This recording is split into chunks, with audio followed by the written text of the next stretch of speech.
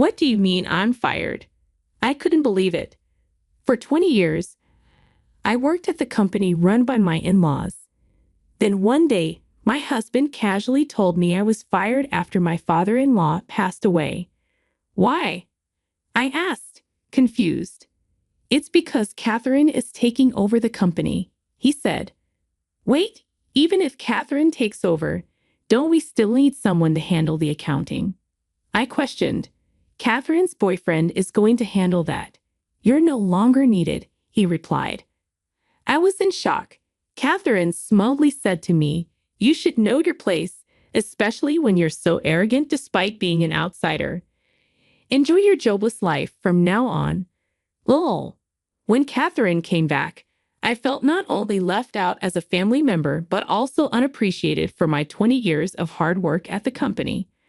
All my efforts seemed wasted. My father-in-law never openly praised me, but if he thought my ideas were good for the company, he would use them. But with Catherine, who seems to see me as an enemy in charge, things probably won't be the same. I no longer have any attachment to such a company. All right then, I hope you all work hard for the company's survival. I told Robert and the others and decided to part ways with the company. My name is Emily. I've always been good at managing money. I studied accounting in college and was hired as an accountant at a major company. It was when I got used to the job that I met Robert, who was younger than me. We met at a bar where he shared that he was helping out with his parents' recycling business. Talking to Robert, who was different from my career-driven colleagues and a bit indecisive, felt refreshing. Robert seemed to like me, and we exchanged contact information, starting to go out for drinks together. As we spent more time together, Robert began sharing about his family, especially his assertive sister, Catherine, who wouldn't settle for anything less than being the best. Catherine went to college, studied business, and worked at a regular company after that. But she didn't help out with the family recycling business. She thinks the recycling business is too plain and can't boast about it to her friends. Oh, Catherine has always done whatever she wanted. Although he sounded exasperated, Robert seemed to care deeply about Catherine. As we shared stories about our families, we grew closer. After dating for a while, Robert proposed to me. I couldn't imagine being apart from him and immediately said yes. I have a favor to ask, Emily. Once we're married, I want you to quit your current job and help with the family business, the recycling business. My mother has been handling accounting, but she hasn't really studied for it. You're an expert in that area, right? I want you to handle our finances. I had grown a bit tired of working for a large company, so the idea of working for a family-run business seemed appealing. I left my job at the major company. As soon as we got married, I started working as an accountant for Robert's father's company. Upon reviewing the books, I realized that my mother-in-law, who had no formal training in accounting, had made numerous mistakes. I began by cleaning up the records and overhauling the company's finances. Eventually, I understood the workings of the recycling business and identified areas where we could cut costs and boost sales. Robert, I have something I want to discuss with you, I said, deciding to consult him about the cost-cutting and business plans I had been developing. Robert quickly skimmed through the materials I had prepared and said, "These are great ideas, Emily. With this business plan, our sales should increase. I'll let Dad and Mom know about it too." My proposal was adopted, and to push forward the cost cuts and the new business plan, I began working tirelessly, even sacrificing sleep. Thanks to these efforts, the company's performance steadily improved, and we were able to hire new employees.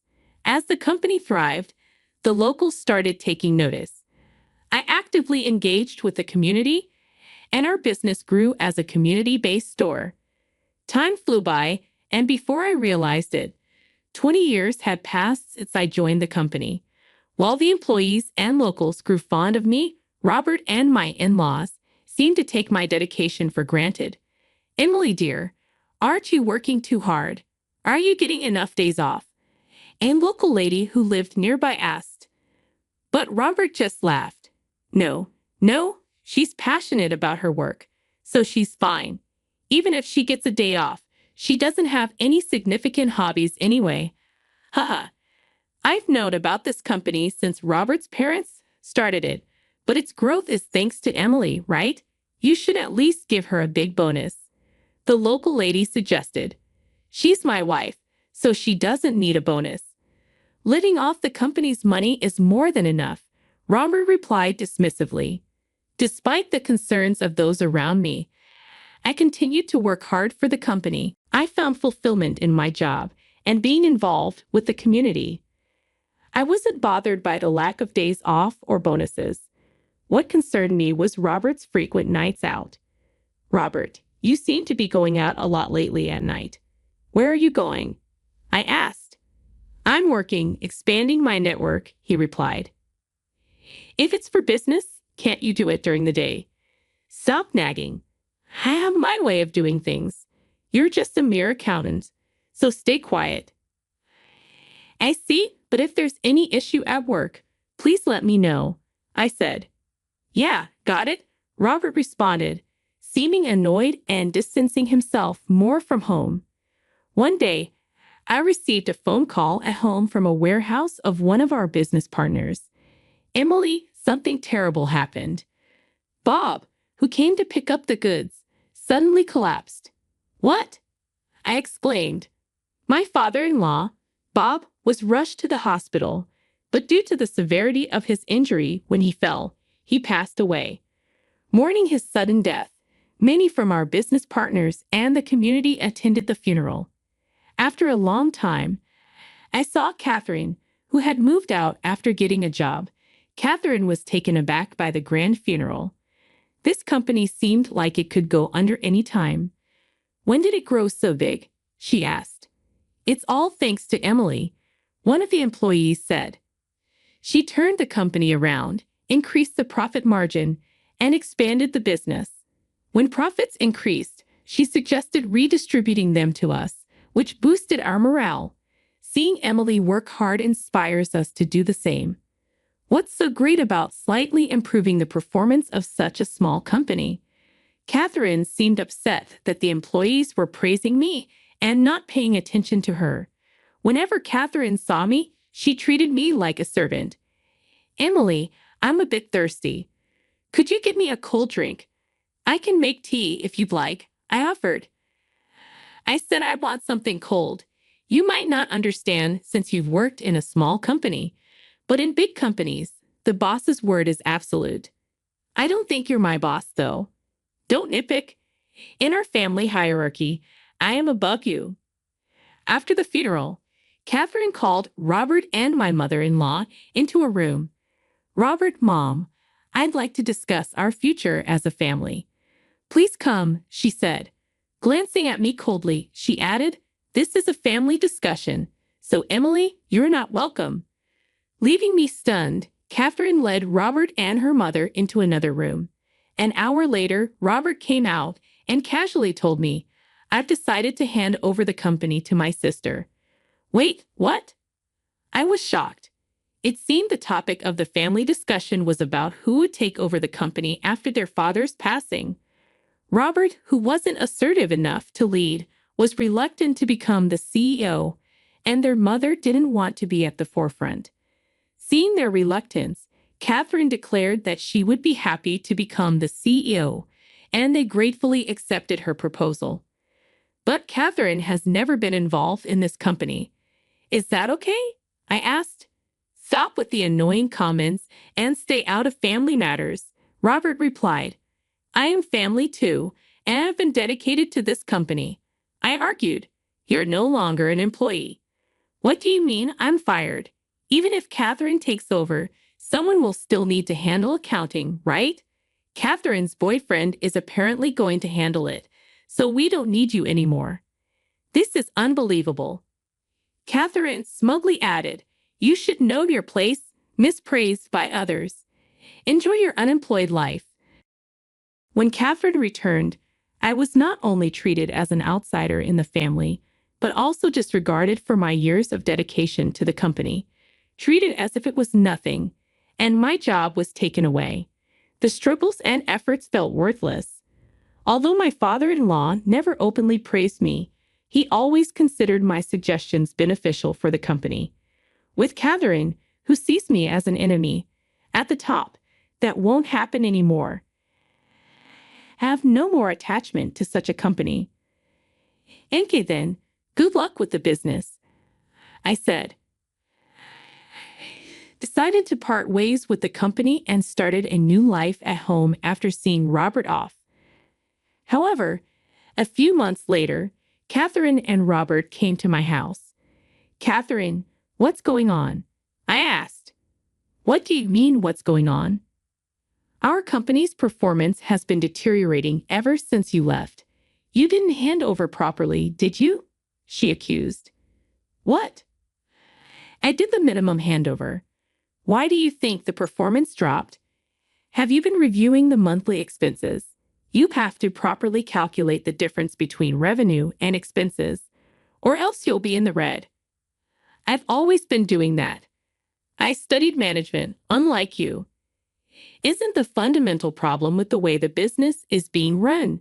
Even if everything else is in place, if you're going to say that, then tell us what you've done, Catherine challenged. As I remained silent, Robert spoke up, trying to be patient. Emily, you must be getting bored just staying at home. If you help out the company, I can give you some allowance, so come back. Despite ruthlessly driving me away before, his sudden shift in attitude, wanting to call me back as the business becomes precarious, left me dumbfounded. I declined.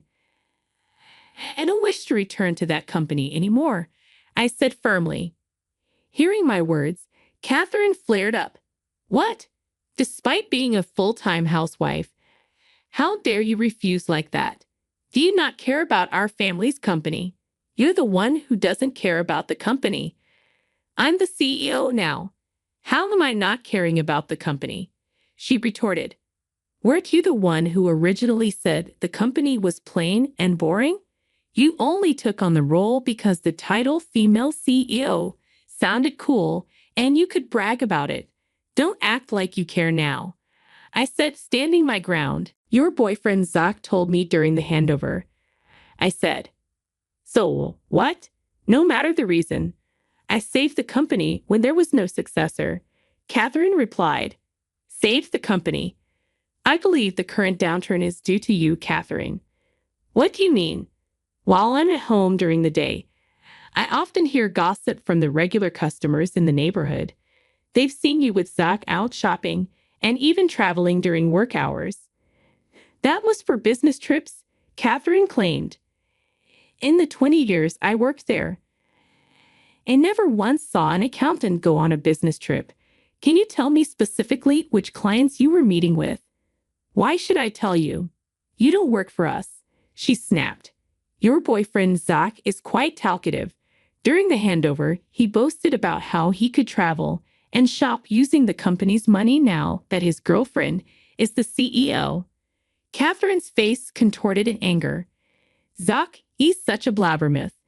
Employees won't follow a CEO who appoints her boyfriend as the accountant and misuses the company's funds. Isn't the problem with the actions of you and your boyfriend? My words made Robert glare at Catherine. Catherine, is this true? If it is, it's embezzlement. It's not like that. She's just making things up. Then let's see the books. Zach seemed to lack knowledge in accounting, so he probably wouldn't know how to cover things up. I'm sure there's evidence of misuse. At this, Catherine turned pale. Seeing her reaction, Robert started accusing her. Making you the CEO was a mistake. I'll report this to Mother and have you dismissed. No. I'm sorry. I was wrong. Please forgive me, Catherine pleaded, leaving in disgrace. The only one left, Robert, turned to me desperately. Emily, we need your help to save the company. Please come back. Like I said before, have no intention of going back. I replied, "But we're married." "No, our relationship as a married couple is over." I thrust the divorce papers at Robert. "What are you saying? If you divorce without returning to work, you'll be the one in trouble." "How do you plan to live?" he asked. "Don't worry about me," I replied, showing Robert the employment notification from the major company I used to work at. After I was fired, I was on a job hunt. I found out that a former colleague had moved to HR. She remembered my performance and recommended me for reemployment. "But that doesn't mean we need to divorce." "No, there's a reason for the divorce." "What?" "I had been worried about you coming home late since just before your father passed away. So I had a detective agency investigate you these past months and found plenty of evidence of your affairs." I thrust out a photo of Robert meeting with an unknown woman. "What is this?" he stammered. "An affair is a valid reason for divorce, so I will be demanding alimony from you." With undeniable evidence in front of him, Robert had no choice but to agree to my terms and sign the divorce papers and the alimony agreement. With the two documents in hand, I packed up and left our home. Later on, Robert and his mother dismissed Catherine from her position, making Robert the president of the company. They also fired Zach, and his mother took over the accounting as she used to. After being dismissed, Catherine tried to find another job, but her high expectations made it difficult. Apparently, she's now working part-time and is the butt of jokes among her friends. Zach, who was only with Catherine for her money, moved on to another woman once she started working part-time, and Catherine was quickly dumped. With Robert, who lacked leadership skills, and his mother, who had no knowledge of accounting, in charge, the company's performance only declined. Employees started to leave, and the company eventually went bankrupt. Robert and his mother were drowned in debt. I heard Robert's mistress disappeared when she found out Robert was out of money. Robert, who had never worked for a company, could only find part-time jobs and struggled to pay off his debts. He even had to take care of his aging mother, who couldn't work even part-time, leading a difficult life. On the other hand, I regained my old skills and am working competently at the major company. My former colleagues appreciate my return, and I am rightfully rewarded for my hard work, being recognized and valued for my efforts. I've come to realize once again that the best place for me is where I'm needed. I vow to continue to work hard to meet the expectations of those around me.